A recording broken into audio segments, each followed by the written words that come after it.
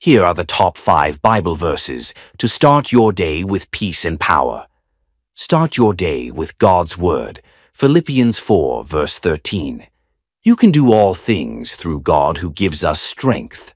Psalm 118, verse 24. Rejoice and be glad on this day. Proverbs 3, verse 5.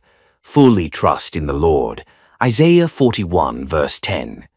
Do not fear nor be dismayed. Jeremiah 29, verse 11.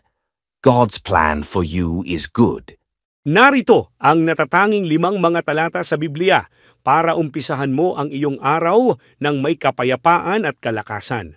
Simulan mo ang araw mo sa salita ng Diyos. Filipos 4, talata 13. Ang lahat ay makakaya mo. Awit 118, talata 24. Magalak at matuwa ka sa araw na ito.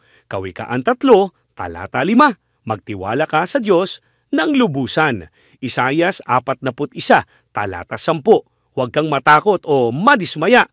Jeremias 20, talata 11. Maganda ang plano ng Diyos sa iyo.